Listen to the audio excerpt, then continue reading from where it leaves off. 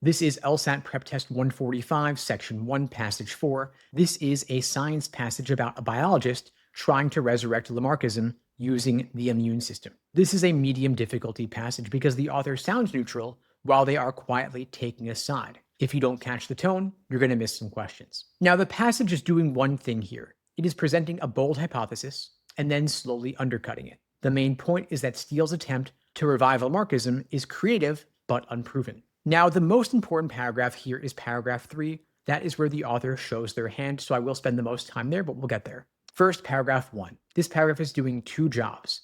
First, it tells you Lamarck's idea. Organisms change during their lives and pass those changes on to their kids. Second, it tells you that idea is dead. The giraffe example is not just background, it's there to remind you how ridiculous mainstream biology considers this. Then Steele walks in claiming he's got evidence, and so right away, you feel the tension. One guy versus the entire field. That framing matters. You want to read this at a normal speed, but lock in the power imbalance. Steele is the underdog here, and the author wants you to see that. Then paragraph 2 is pure setup. It explains how immune cells work. Your body has genes that mutate fast. Those mutations create different defenses.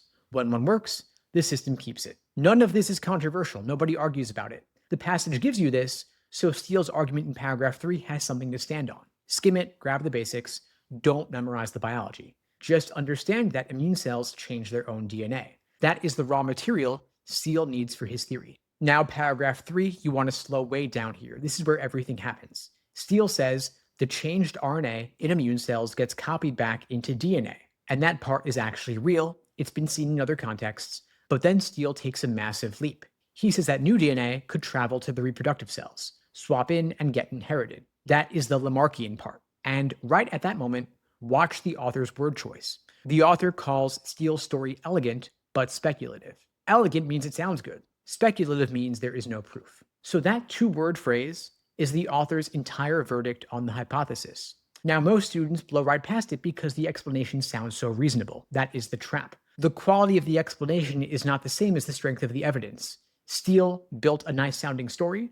The author noticed it's a story. Then, paragraph 4 asks the obvious next question. Does this actually happen? Steele says yes, and points to a pattern of mutations as proof. But the author puts Steele's key phrases in quotation marks. Signature, written all over, strongly suggests. Those quotes are doing serious work. The author is stepping back from Steele's language, holding it up for you to look at rather than standing behind it. Then, the passage closes with other biologists offering simpler explanations. The last viewpoint you hear is not Steele's, it is the skeptics.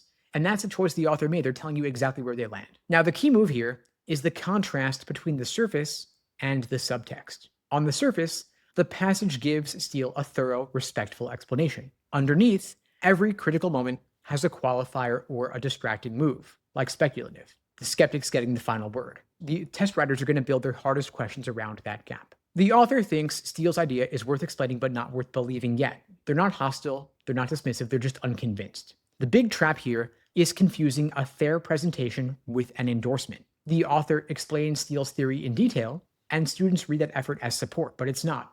Explaining somebody's idea doesn't mean that you agree with it, and that mistake is going to cost you on main point and author's attitude questions.